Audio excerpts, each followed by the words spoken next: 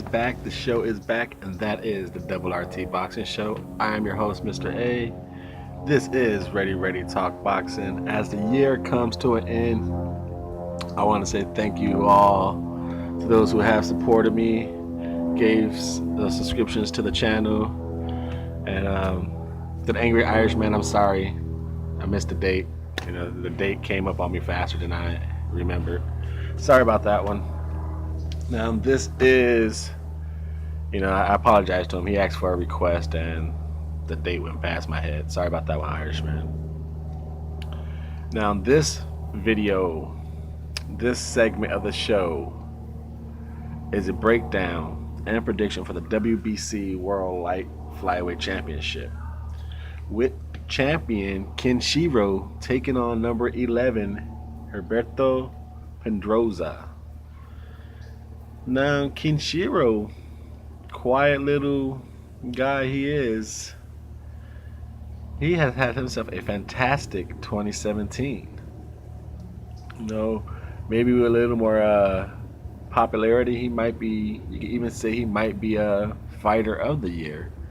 Considering the path his year has gone, 2017 started off with him facing the champion, Lopez, defeating him.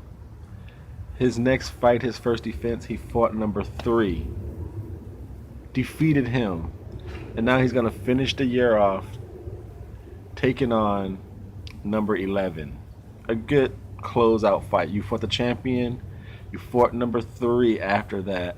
He had the height advantage over Shiro. He had a 3-inch reach over Shiro. He had a higher knockout percentage over Shiro. And Shiro is a small guy with not much knockout power, but he will box you and find a way to win. Like I said, so a pretty impressive 2017 so far.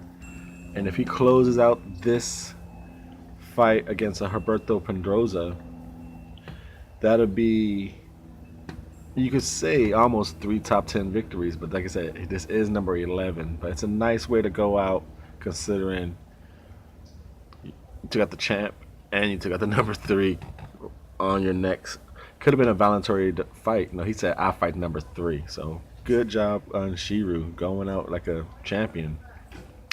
Now, Shiro is the WBC light flyweight champion. He's 11-0 with 5 KOs. 25 years old, 5'4.5", and he has a 64-inch reach. And he has career expands to just 79 rounds. Hi. How you doing? I'm good. How are you? Doing good. So he expands just to 79 rounds. While his opponent, Gilberto Pedoroza, 18-3 with 2 draws, 8 KOs. One of his losses he has been knocked out, and he's fighting with a 35% KO ratio, and he's fighting out of Panama. So the ratio of 35 is 10% lower than 45's of Shiro. He's 5'4". He's given up 4 inches on Shiro.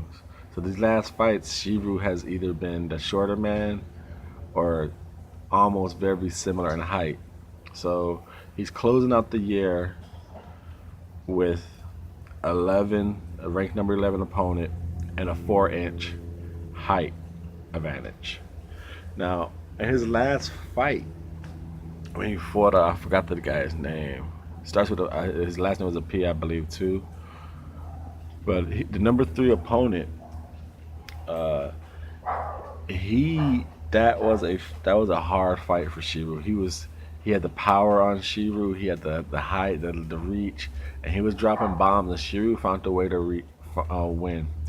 Now, I believe they said, hey, you took 2 tough fights. That last fight was a tough one. Maybe even argue that maybe he might have lost, but I think he pulled it off in the late night rounds. So a little softball touch, but a ranked opponent. A guy who's going to bring the fight.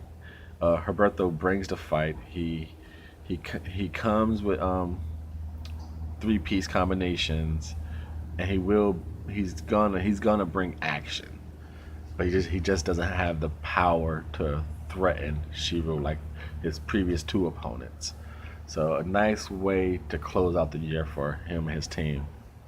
Now the breakdown is Shiru's feet and Herberto's feet and legs.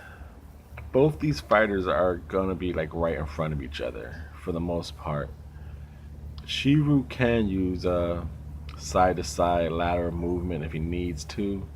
He hops around the ring with the little Deontay Wilder hands up a lot too much, but wow, Herberto very similar to the same, but these guys are just gonna mainly be right in front of each other, trying to slip punches and counter each other.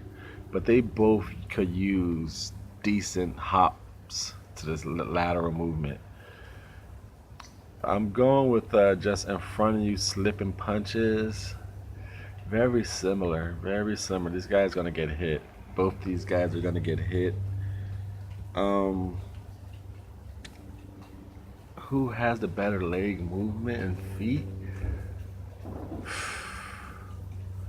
Herberto comes in a little wild sometimes, and he'll hook a punch or swing a punch. So I would say with the feet placement on that, I slightly lean to Shiro because they, like I said, they both have little hops for lateral movement. Nothing too fancy. They both hop backwards.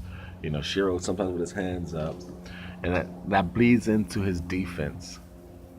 Which both these guys they Herberto is gonna lunge in with his punches. He has a strange energetic rhythm. He'll throw one, then one, two, three. Throw one, then one, two, three. It's weird for the most part. That's how he fights. And if you could time that, you know, okay, one punch came, then his next punch is one, then eventually a three-piece comes. It's a weird energetic rhythm he has. I don't know if he just subconsciously has it or that's the way he fights, but he fights in 1-1-3, 1-1-3. It's real weird. So you could time him on his defense right there. His defense, his hands are his he has a tendency to put his chin over his feet sometimes when he lunges in, or Pedoroza does. And while Shiro, you could throw with him because his hands are somewhat spaced out when he punches. Look at his defense. He backs away with his hands up sometimes, which is deadly. Um, the only time I've seen Shiro get dropped is when a guy threw with him, because when he throws, his hands are spaced apart pretty wide. But defensively, I'm gonna lean with Shiro, 'cause I think Pedroza just kind of throws a little caution to the wind when he fights, and his chin seems to be over his feet sometimes. Now, offensively, both these guys are not power punchers. They're accumulation artists. They just hurt you with accumulation of punches. Um, I do believe Shiro has a better use of the jab. I don't know how strong it is, but he uses it more to set his offense up behind it. Uh, nice body, nice left to the body, nice left to the body, which is typical with all Japanese fighters. I'm finding out Japanese fighters love the left to the body and the jab. I haven't seen too many Japanese fighters without a jab and a left hook to the body. They have those punches. Now, power, I say it's balanced. You know, the numbers lean towards Shiro, but I say it's a little bit balanced on that one. Jab, I go with Shiro. Combination and punch selection, Pedroza is gonna give you a one jab, a two jab, and he comes in with a 1-2-3. You know, and then once he gets inside, he'll throw some hooks, but it's repetitive. While Shiro, he's gonna give you that one jab, a hook, and he's gonna hit you that. He's gonna double up on the left hook, left to the hook, left to the body. Who do I see being a little more work that's not as predictable? I go with Shiro. It's not a lot of selections, but he mixes his little offensive up pretty well. Now that being a little breakdown, my prediction is right here on RT Boxing. I am your host, Mr. A. Thank you for your time and support. I am going to go with and still WBC World Light Flyweight Champion Shiro will get his 12th victory and his third ranked victory. His third ranked opponent he will have a victory over in 1 year. Champion ranked. Then he fought number 3. Now he's fighting number 11. I think he will get a unanimous decision over Gilberto Pedoroza and go off into 2018 very confident. Very confident. Looking for a unification bout, most likely. This is Mr. A saying thank you for your time and support. And again, I feel kind of bad, man. I do feel bad for the angry Irishman. Sorry, brother. Sorry.